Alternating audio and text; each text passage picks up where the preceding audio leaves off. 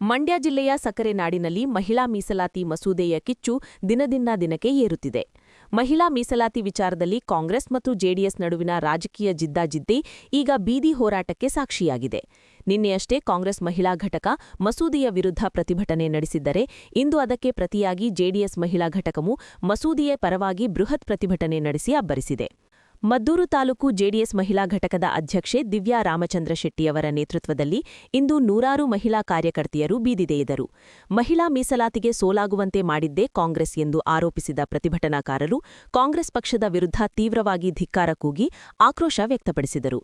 ಮಹಿಳೆಯರಿಗೆ ಸಿಗಬೇಕಾದ ಹಕ್ಕನ್ನು ಕಿತ್ತುಕೊಳ್ಳಲು ಕಾಂಗ್ರೆಸ್ ಸಂಚು ರೂಪಿಸುತ್ತಿದೆ ಎಂದು ಪ್ರತಿಭಟನಾಕಾರರು ದೂರಿದರು.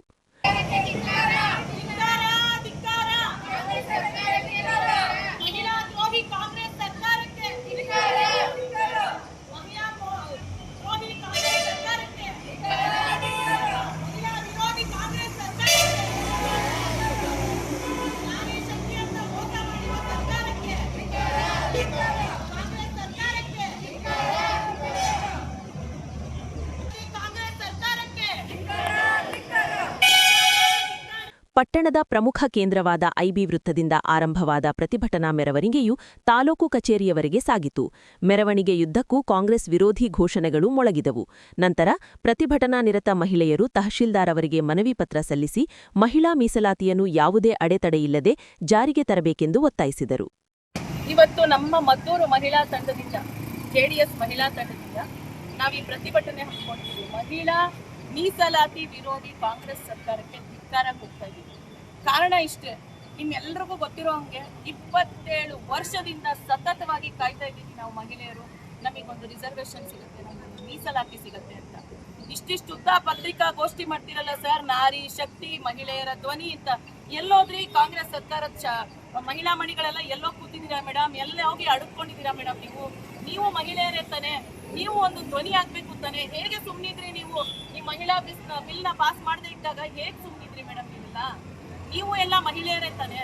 ನಾವು ಕೇಳ್ತಾ ಇರೋದು ಒಂದೇ ಪ್ರಶ್ನೆ ಸರ್, ನಮ್ಮ ಒಂದು ಮಹಿಳಾ ಮೀಸಲಾತಿ ಬಿಲ್ಗೆ ವಿರೋಧ ಯಾಕೆ ನಮ್ಗೆ ಈ ಧೋರಣೆ? ನಮ್ಮ ಒಂದು ಎಂಪವರ್ಮೆಂಟ್, ವಿಮೆನ್ ಎಂಪವರ್ಮೆಂಟ್ ಅನ್ನೋದು ಆಗೋದೇ ಬೇಡವಾ? ಅಂದ್ರೆ ಮಹಿಳೆಯರು ನಿಮ್ಗೆ ಲೋಕಸಭೆ ವಿಧಾನಸಭೆಯಲ್ಲಿ ಬರೋದೇ ಬೇಡವಾ? ಯಾಕೆ ಈ ನಮ್ಗೆ ಮಲ್ತಾಯಿ ಧೋರಣೆ ಮಾಡ್ತಿದ್ದೀರಾ? ಇಷ್ಟು ವರ್ಷದಿಂದ ಕಾದಿ ಒಂದು ಮೂಮೆಂಟ್ ನಾವು ಕಾಯ್ತಾ ಇದ್ವಿ, ರಿಸರ್ವೇಶನ್ ಬಿಲ್ ಪಾಸ್ ಆಗುತ್ತೆ ಅಂತ. ಈಗಲೂ ಕೂಡ ಇದೇ ಮೋಸ ಮಾಡಿ ನಮ್ಗೆ ಇನ್ನ 10-15-20 ವರ್ಷ ಕಾಯೋ ಹಾಗೆ ಮಾಡ್ಬಿಟ್ಟಿದ್ದೀರಾ. ಮತ್ತೆ ನಾವ್ ಏನ್ ಮಾಡ್ಬೇಕು ಅಂತ ನಿಮ್ ಅರ್ಥ? ನೀವು 2,000 ರೂಪಾಯಿ ಕೊಟ್ಬಿಟ್ಟು ಮಹಿಳೆಯರನ್ನೆಲ್ಲ ಬುಟ್ಟಿಗೆ ಹಾಕೋಬಹುದು ಅಂತ ಅನ್ಕೊಂಡಿದ್ದೀರಾ? ಅದು ಶತಸಿದ್ಧ ಅಂತ ಅನ್ಕೊಂಡ್ಬಿಟ್ಟಿದ್ದೀರಾ. ಆದ್ರೆ ಮಹಿಳೆಯರು ಇರೋರ್ಗೆಲ್ರಿಗೂ ಗೊತ್ತು ನೀವು ಮಾಡ್ತಾ ಇರೋದು ತಪ್ಪು ಅಂತ. ಎಲ್ಲೋ ಒಂದು ಗೃಹಲಕ್ಷ್ಮಿ ಯೋಜನೆನ ಕೊಟ್ಬಿಟ್ಟು ನೀವೇನೋ ಇದನ್ನ ದೊಡ್ಡ ಬಿಲ್ಲು ಅಂದ್ರೆ ಏನೋ ಅಂತಾರಲ್ಲ, ಒಂದ್ ಚಿಕ್ಕ ಆಸೆ ತೋರಿಸಿ ದೊಡ್ಡದನ್ನ ಮರೆಮಾಚೋದು ಅಂತ ಹಾಗೆ ಮಾಡಿ ನಮಗೆ ತುಂಬಾ ಮೋಸ ಮಾಡಿದೀರಾ. ನಿಮ್ಮಿರೋ ನಾರಿ ಶಕ್ತಿ ಅಂತ ನೀವೇನ್ ಹೇಳ್ತೀರಾ, ನಾರಿ ಶಕ್ತಿಗೆ ದೊಡ್ಡ ಒಂದು ಸೋಲಾಗಿದೆ. ಪ್ರಿಯಾಂಕಾ ಗಾಂಧಿ ಮೇಡಮ್ ಅವರೊಂದು ಮಾತು ಹೇಳ್ತಾರೆ, ಈ ಬಿಲ್ ನಾವು ಪಾಸ್ ಮಾಡಿದ್ರೆ ನಮಗ್ ತುಂಬಾ ಸಂತೋಷ ಆಯ್ತು, ಪ್ರಜಾಪ್ರಭುತ್ವ ಇವತ್ತು ಗೆಲ್ತು ಅಂತ ಹೇಳಿದ್ರು. ಆಚೆ ಬಂದಿ ಇದು ಒಂದು ಸ್ಟೇಟ್ಮೆಂಟ್ ಸರ್. ಆಚೆ ಗೆಲ್ತು ಅಂತ ಹೇಳಿದ್ರೆ ಏನ್ ಅರ್ಥ? ಅವರು ಒಬ್ಬ ಮಹಿಳೆಯಾಗಿ ಒಬ್ಬ ಮಹಿಳೆ ಬಿಲ್ನ ಮೀಸಲಾತಿನ ವಿರೋಧ ಮಾಡ್ತಾರೆ ಅಂದ್ರೆ ಇದು ಎಷ್ಟು ಮಟ್ಟಕ್ಕೆ ಇದು ಸಮಂಜಸ ಅಂತ ನಾವು ಕೇಳೋದು ಸರ್.